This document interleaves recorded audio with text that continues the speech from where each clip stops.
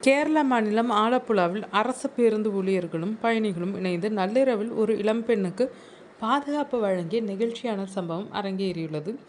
கோழிக்கோட்டிலிருந்து பத்தனம்திட்டா நோக்கி சென்ற KSRTC பேருந்தில் இருந்து நள்ளிரவு 12 மணி அளவில் SS புரம் என்ற ஆள் நடமாட்டமற்ற பகுதியில் ஒரு இளம்பெண் இறங்கினார். அந்த இடம் இருட்டாகவும் வெறிச்சோடியும் இருந்ததை கண்ட ஓட்டுநர் அருண்குமார் மற்றும் நடத்துனர் சுனில் கவலை அடைந்தனர்.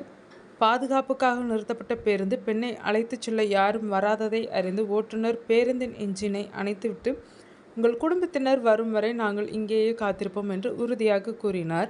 வழக்கமாக பேருந்து தாமதமானால் அதிருப்தி அடையும் பயணிகள் அன்று ஒருமித்த கருத்துடன் அந்த இளம்பெண்ணின் பாதுகாப்புக்காக காத்திருக்க சம்மதித்தனர். இது பொது போக்குவரத்து சேவையின் மீதான நம்பிக்கையை மேலும் அதிகரித்துள்ளது. குடும்பத்தினர் வந்ததை உறுதி செய்த பின்னரே பேருந்து அங்கிருந்து புறப்பட்டது. இந்த பயணத்தில் இருந்த பத்திரிகையாளர் ஒருவர் இந்த சம்பவத்தை சமூக வலைதளங்களில் பதிவிட அது வைரலானது. கேரளாவில் ஆனை வண்டி என்று அழைக்கப்படும் இப்பேருந்து அந்த பெண்ணை தாயைப் போல பாதுகாத்ததால் அம்மா வண்டி என்று மக்களால் போற்றப்படுகிறது. சமூக வலைதளங்களில் வைரலான இந்த சம்பவம் கேரள அரசு பேருந்தின் மனிதாபிமானத்தை பறைசாற்றுகிறது. மனிதநேயமே அனைத்து விதிகளையும் விட மேலானது என்பதை இந்த சம்பவம் உறுதிப்படுத்தியுள்ளது.